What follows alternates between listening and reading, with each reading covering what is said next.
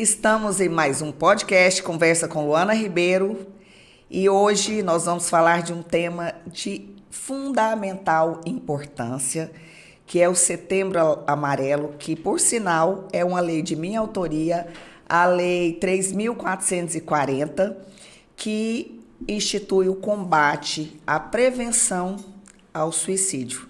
Então, esse mês é muito importante, Setembro Amarelo, e é um tema assim muito delicado e muito importante, porque às vezes a gente tem alguém bem próximo que está entrando no quadro depressivo e não temos nem noção, às vezes não observamos. E hoje eu convidei uma pessoa muito especial, que ela tem muito conhecimento de causa. Eu tive muito o cuidado de procurar alguém que conhecesse bem do assunto, que pudesse somar conosco e nos ajudar nessa campanha maravilhosa, que é a doutora Verônica, psiquiatra, desculpa. Doutora Verônica, muito bem-vinda, muito obrigada por ter aceitado o nosso convite, por somar na causa. A doutora Verônica vem até com o símbolo do Setembro Amarelo. Obrigada pela disponibilidade e eu gostaria que a senhora se apresentasse, falasse um pouco da sua formação, da sua atuação. Bem-vinda. Bom, eu que agradeço o convite. Esse tema me é muito caro, né? Eu faço parte do núcleo de psiquiatria do Tocantins, então, junto com a ABP, que quem institui essa campanha já tem 10 anos, né? Foi em 2013 que começou e começou de fato em 2014. Então, a gente tem tentado e ter você como parceiro e colocar essa lei, isso é bem importante. Eu sou do Paraná.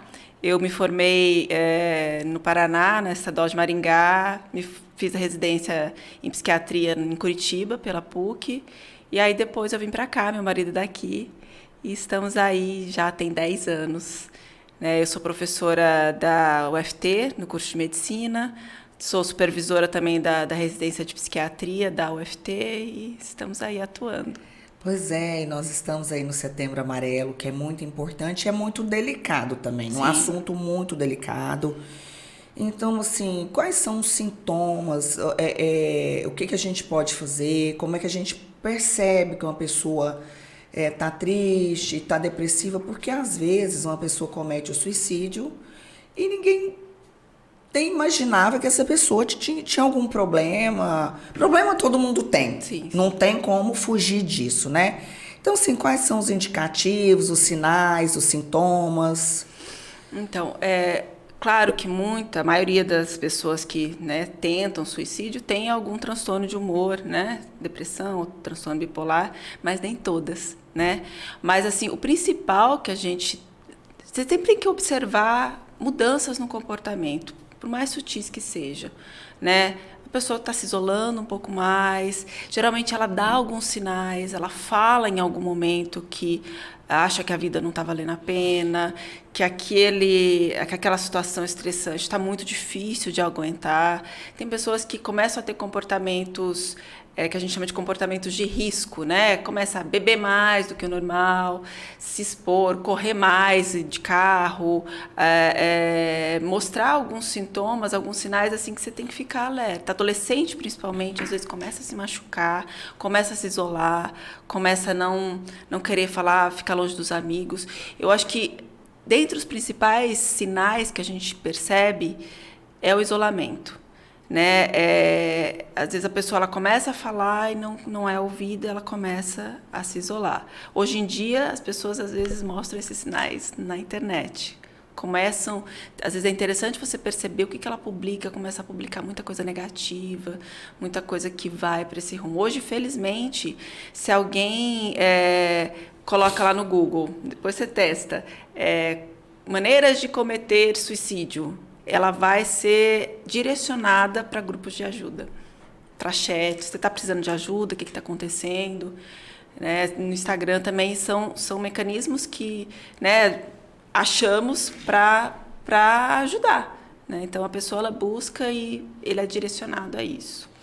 E aí, se a pessoa detectar que está tendo um comportamento, como que ela deve proceder? Procurar um psiquiatra, um psicólogo? Sim.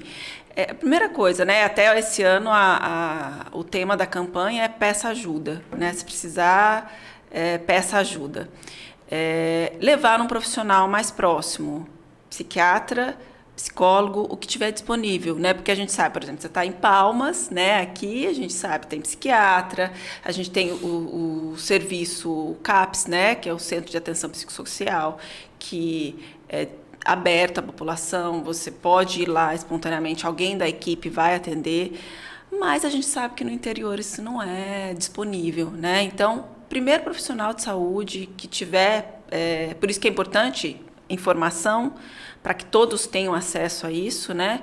Então, procuro um enfermeiro, procuro o médico que tiver naquele município, mas se tiver disponível, procuro um psiquiatra, um psicólogo que já vai poder direcionar um pouco mais rápido aquele tratamento. Mas, basicamente, é isso, porque 99% dos casos tem algum transtorno mental associado. E quais são, assim, os transtornos mentais? A senhora falou sobre bipolaridade. A gente chama de transtornos de humor, transtorno bipolar e a depressão, né? Uhum. Então, quando a gente junta os dois, eles estão em primeiro lugar.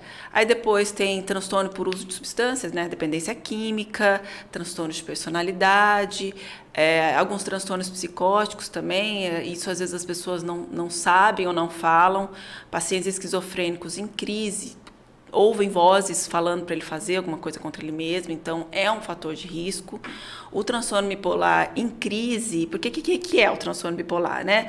São oscilações em quadros mais graves, que a gente tem episódios que a gente chama de mania, né? Que é uma euforia, a pessoa se expõe, há um aumento da energia, alternados de uma forma mais simples de explicar, com episódios de depressão, e geralmente, às vezes, são nesses momentos que elas entram em crise. O paciente com transtorno bipolar, ele pode ter 30 vezes mais chances de cometer suicídio.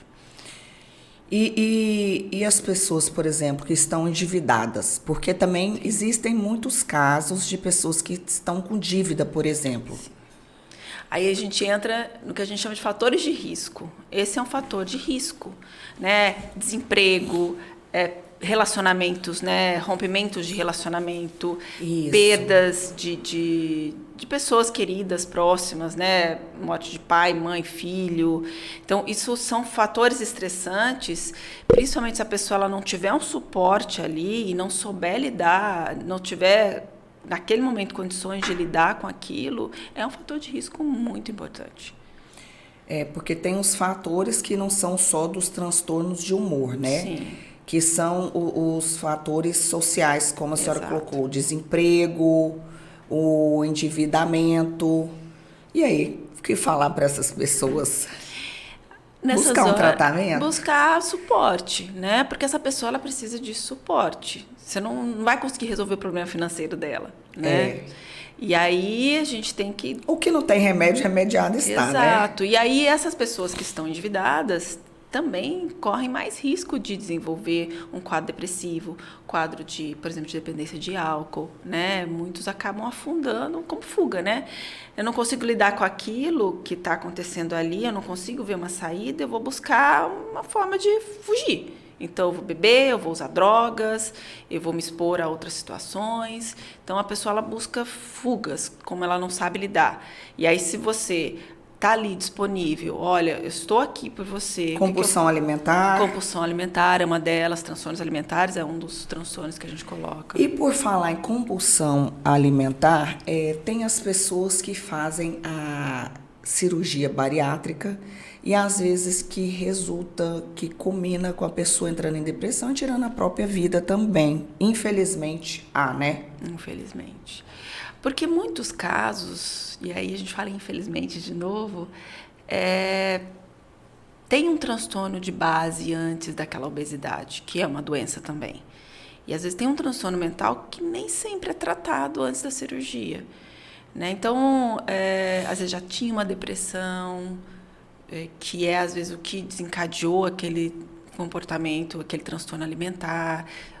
Muitos têm quadros de ansiedade.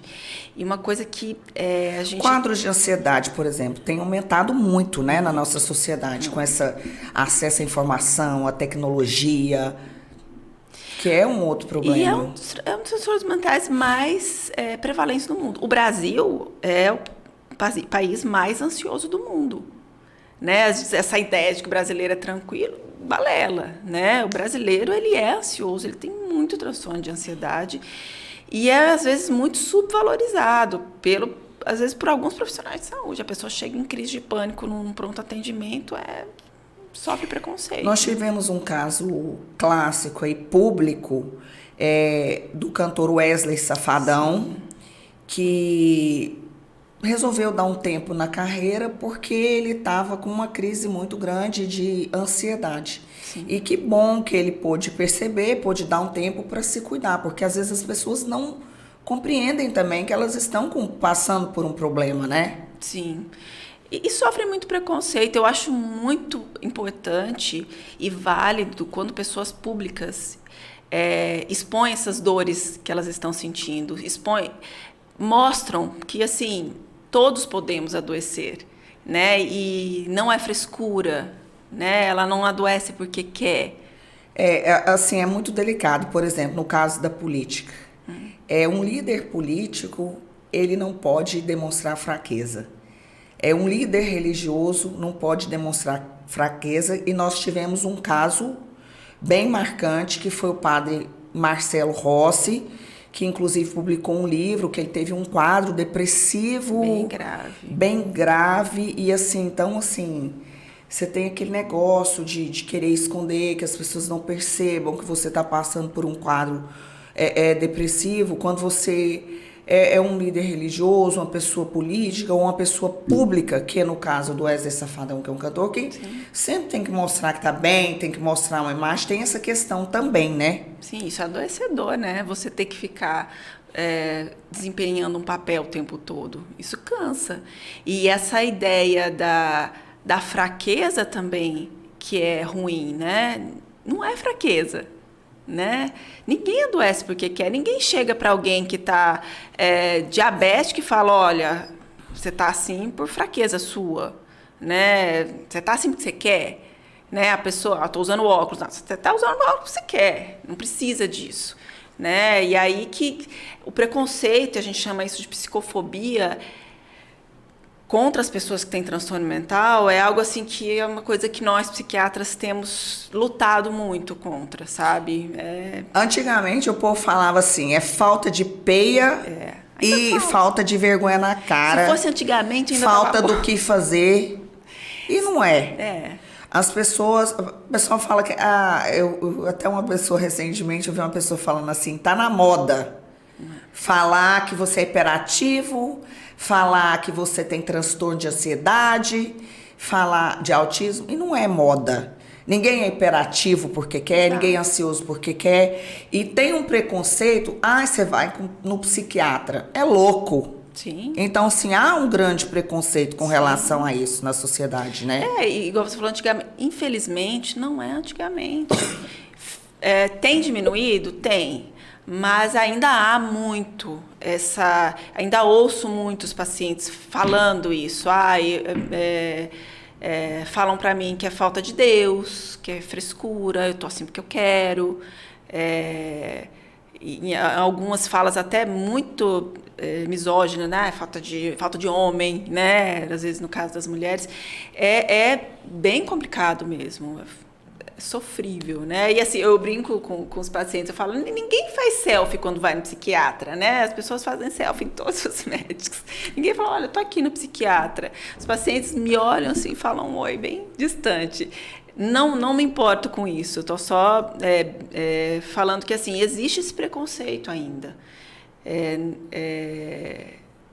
Não é médico de louco. O que mais a gente atende é transtornos depressivos, transtornos de ansiedade, tem os pacientes psicóticos também, mas a maioria do que a gente atende é depressão e ansiedade. Eu acho que loucura todo mundo tem um pouquinho. Que é normal, né? O que é normalidade?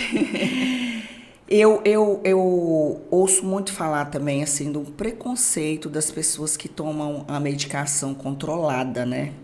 Tem esse tabu ainda, né? Muito. As pessoas falam muito, assim, de vários preconceitos, né? De preconceito contra a mulher, de preconceito religioso, mas as pessoas pouco ainda falam sobre o preconceito de saúde, que é a questão da saúde, principalmente a saúde mental, a obesidade, que hoje as pessoas estão querendo naturalizar a obesidade. E aí você colocou que a obesidade é uma doença. Sim. É um quadro inflamatório, né? É um problema de saúde que a pessoa tem que se cuidar e tem que encarar. Que ela precisa de um cuidado especial, né? Porque isso também é um tabu.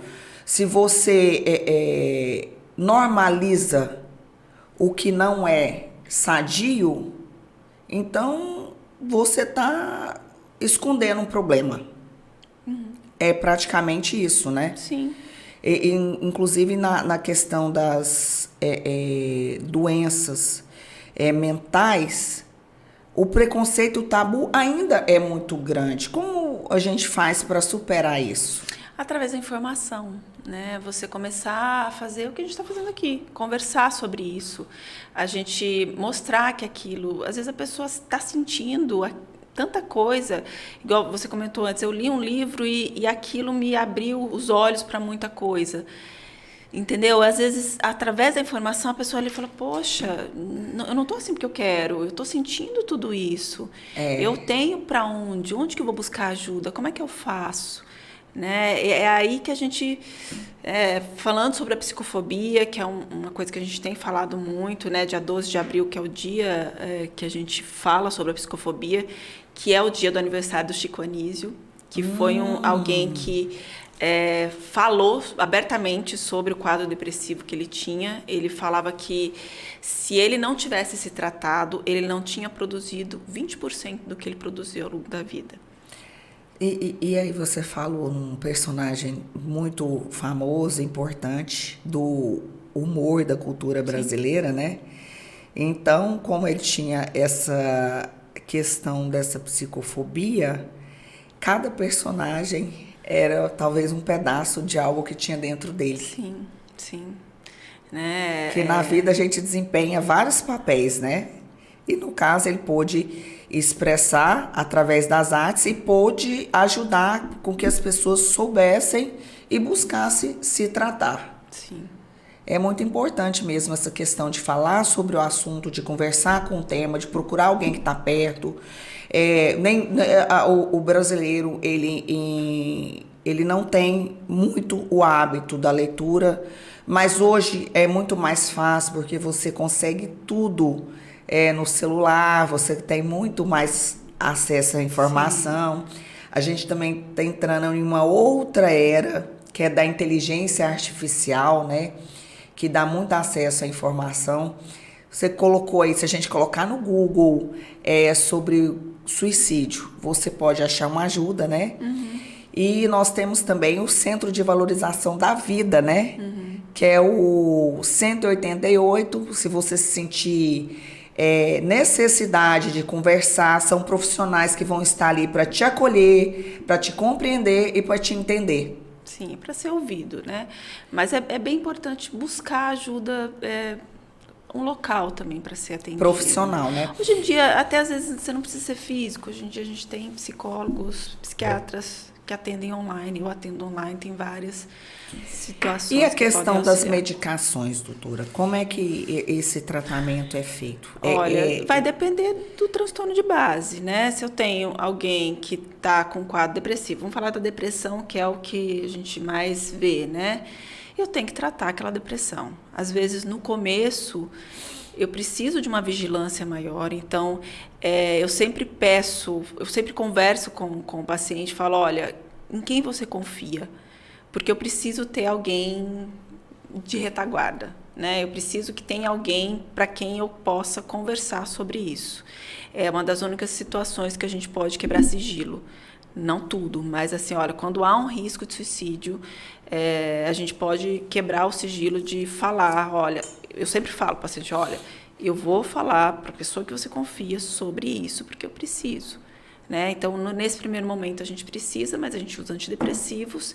Hoje em dia a gente tem algumas medicações que, em casos mais graves, que dá para ser usada em hospital para quadros depressivos, que tem uma melhora um pouco mais rápida, medicação injetável, intranasal, que infelizmente não é acessível a todo mundo, mas é uma opção.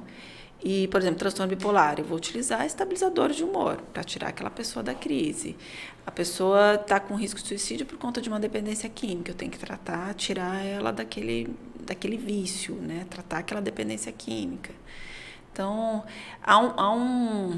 e aí é outro preconceito que existe em relação às medicações. Tem-se a ideia de que a pessoa vai ficar dopada, que vai deixar de ser ela mesma. Pelo contrário, é para ela voltar a ser ela mesma, para ela colocar as ideias no lugar, né? Porque a maioria das pessoas que pensam em suicídio, ela não quer morrer. Ela quer aliviar uma dor. Ela quer aliviar aquilo que ela não está dando conta. Então, gente, olha aí a importância. A pessoa, quando ela está triste, ela está depressiva, é apenas um sinal. Ela está precisando de você, está precisando de ajuda. Então, é muito importante que nós possamos olhar para o próximo, para as pessoas que estão próximas, os sinais. É fácil? Não é de jeito nenhum, mas é necessário. Sim. E tem uma coisa que é muito importante e muito polêmica, que os jovens, as crianças, os adolescentes estão ficando muito tempo nas redes sociais, muito tempo nos jogos. Isso também atrapalha, tem os vícios. Já tem tratamentos para pessoas que são viciadas em jogos, doutora? Já está até na CID-11. Esse diagnóstico já existe, né? Dependência de jogos. Em adolescentes e crianças é bem difícil. É um público que tem adoecido muito mais, tem tentado mais suicídio. Crianças e adolescentes também tentam, também se matam. Né? Lá na minha clínica a gente tem uma psiquiatra infanto-juvenil e, assim, conversando com ela, né, ela tem falado bastante sobre isso. Aonde que é a sua clínica, doutora? Fala aí para os nossos... Eu atendo, a minha clínica chama Instituto Silveira Leite, ali no Office Center. Então, gente, procura ajuda, porque principalmente eu observo, assim, quando você tem criança e adolescente em casa, hoje os pais, no geral, eu converso muito com pais que têm filhos mais ou menos da mesma idade que eu, e hoje a gente tem a dificuldade de colocar a criança para dormir, o adolescente para dormir, porque tá ali vidrado na internet. É muito difícil. Mas a gente também fica, imagine eles que nasceram nesse mundo, né? Eu acho que para eles deve ser algo muito estranho pensar que as pessoas viviam sem internet antigamente. E vivemos, né? E como tratar isso? Aí tem que ser um acompanhamento multiprofissional. Não dá para ser só psicólogo, às vezes só psiquiatra. Tem que ter um acompanhamento dos pais. Muitas vezes não dá para tratar só a criança ou adolescente, você tem que tratar o pai e a mãe também, porque às vezes quem facilita o acesso a isso são os pais, né? Mas é difícil, é uma dependência como outras, então você tem que ir retirando, às vezes aos poucos, às vezes mais radical. Tem que ver qual que é, o que está gerando aquilo. A pessoa está mais ansiosa, ela está deprimida, você tem que tratar o que está causando ali, o que está tendo de base. É isso. A internet, as redes sociais, o mundo moderno, tecnológico, traz muitos benefícios, mas também tem as consequências, né, doutora? Sim, a gente tem muita informação, mas também tem muita desinformação. Na internet, às vezes, tem coisas em que você fala, meu Deus do céu, o que é isso aqui, né? Muito absurdo. Tem umas lives agora, umas coisas que eles monetizam, as pessoas elas ficam se expondo de frente ao celular, sendo humilhada, execrada publicamente para monetizar. Que loucura! Como é que é o nome daquilo? Eu falei assim, meu Deus, eu não sei o nome, eu sei que é uma coisa assim absurda, que eu falei, como é que se submete isso? E virou uma trend, né? Uma moda. Sim, é perigoso. E quem que é o público-alvo disso aí? Os adolescentes, né? A gente tem que estar atento, assim, não é fácil, é um desafio, mas nós temos que conviver com os desafios da vida, né? Com certeza. É isso. E, doutora, o que a gente pode fazer, o que a gente pode sugerir para as pessoas que estão com quadro depressivo, ou com quadro de ansiedade, ou com problemas de ordem pessoal, sentimentais, financeiros e muitos outros, o que a gente pode dizer para essas pessoas que estão pensando no suicídio? Peça ajuda, né? Não tenha vergonha de pedir ajuda, porque senão não vão saber. Às vezes você está sozinho, peça ajuda. Eu acho que é o mais importante. Não, mas na minha família não tem ninguém que vai me ouvir, ninguém. Então peça ajuda de outra pessoa de fora, no seu trabalho, na escola, onde tiver alguém disponível ali para você, ou então no CVV. Mas eu acho que o principal é pedir ajuda, porque às vezes se não pedir a gente não tem como saber, né?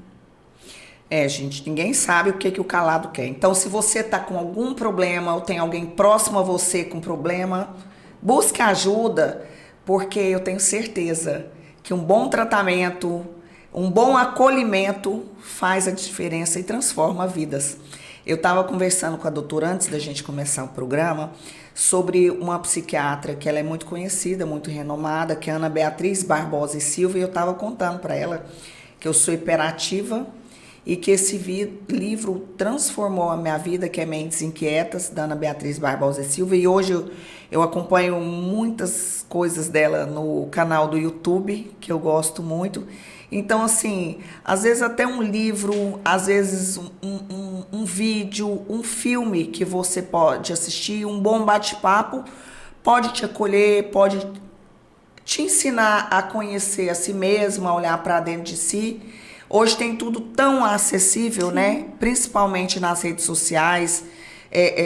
A gente tem tantos profissionais, eu citei uma profissional, mas tem muitos profissionais. Tem profissionais religiosos, como eu citei anteriormente o padre Marcelo Rossi, que até escreveu um livro contando sobre a história dele, o histórico de depressão, que ele foi lá no fundo do poço, e ele teve ajuda, mas ele quase chegou a óbito de tanta depressão, né? O padre Fábio de Mello também. Ele teve um quadro de pânico, né? E ele fala bastante sobre isso também. E é interessante você ter figuras religiosas falando sobre isso, porque algumas religiões... Não é nem religião, algumas igrejas, né? Porque as religiões mais sérias não fazem isso. Colocam que aquilo não é uma doença, que aquilo é falta de Deus, e aí às vezes incentiva a pessoa a parar o tratamento, a não buscar ajudas médicas, psicológicas, e às vezes acaba isso atrapalhando muito. Eu vejo que igrejas mais sérias não fazem isso. E foi bom a senhora ter tocado nesse assunto, porque é o seguinte, gente... Deus é perfeito, bom, todo o tempo, é o Senhor de todas as coisas, mas Deus capacitou o homem para que ele possa ajudar a cuidar do homem. Deus tem seus fazeres, seus atributos, e não pode o tempo inteiro estar cuidando de cada um particularmente. A gente tem que contribuir, colaborar com Deus também, né? Sim. Não podemos só falar, Deus. Deus nos dá as ferramentas, Deus nos deu a ciência, a medicina e tantas outras coisas maravilhosas para nos cuidar. Sim. Então, uma forma de Deus demonstrar o amor aos homens, né? Então, assim, gente, se você tá com problema de depressão, de tristeza, pensando em suicídio, busque ajuda. Isso não é falta de Deus. Isso é precisar de ajuda. E assim, tem essa parte, né, digamos assim, ruim, mas um outro contraponto é que espiritualidade, independente da religião, é um fator protetor. Sim, com certeza. É um fator protetor, porque às vezes aquilo ajuda a pessoa a não chegar a fazer alguma coisa. Então, a própria comunidade de onde ela pertence, né? Então, a gente também tem que falar dos fatores protetores, né? Religiosidade, espiritualidade, né? Tem uma religião, tem um grupo. Isso ajuda também, demais, né? Ajuda. Você ter alguém ali, ter uma boa estrutura familiar é um fator protetor. Ter um emprego é um fator protetor, né? Você ter um relacionamento estável é um fator protetor. Então, a gente vê, assim, mulheres tentam mais, homens cometem mais suicídio, né? Quando a gente olha um perfil assim de alguém que, nossa, essa pessoa tem um risco alto de suicídio. Homens solteiros, desempregados, com histórico de dependência química, com estrutura familiar desestruturada. É um fator de risco altíssimo, que daí, nesses casos, tem que internar. E como é que faz nesses casos de internação? É uma clínica, um hospital? Não, dá para internar. Aqui no Tocantins a gente tem os leitos psiquiátricos nos hospitais, tem a HGP e tem no Regional de Araguaína só. Então, assim, é muito pouco, né? Muito pouco. A gente faz um acolhimento inicial, às vezes no CAPS.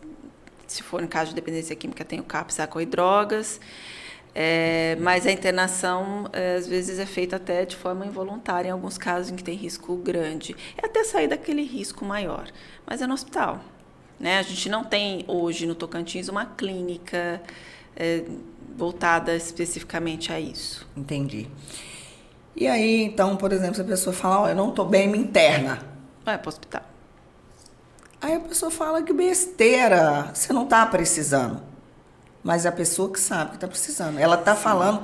Porque também, gente, às vezes as pessoas estão dando sinais de que estão precisando de ajuda e às vezes a pessoa que está próxima a ela não quer entender. Existe isso também, né? É muito importante você falar isso, porque tem gente que tem a ideia errada de que quem fala de suicídio não tenta, não comete. Né? Tentou, não vai tentar de novo. Não valorizar aquela tentativa. Porque, assim, às vezes chega, o paciente tomou determinada medicação que a gente, como profissional de saúde, sabe que ela não iria morrer com aquela medicação, mas a gente sempre pergunta qual que era a intenção dela. O que vale não é o que ela ingeriu, o que ela fez, mas qual que era a intenção dela com aquilo. Porque se você falar, você não ia conseguir com isso, da próxima vez ela vai procurar uma forma de conseguir. Né? Então, a gente sempre tem que entender qual que é o contexto daquilo.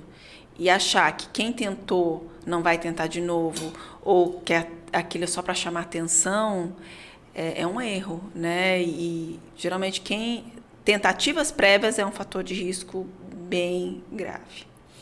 Então, gente, não é frescura, não é para chamar atenção, não é fraqueza. É que a pessoa realmente está te dando sinais e está precisando de ajuda. Então, gente, vamos fazer um gesto simples, aprender a ouvir e a prestar atenção nas pessoas que estão ao nosso redor, porque isso também é importante. É importante para a gente, como ser humano, cuidar da gente, é muito importante. Mas assim como é muito importante a gente cuidar de quem está ao nosso lado, porque perder uma pessoa é a pior coisa que tem na vida. Sim.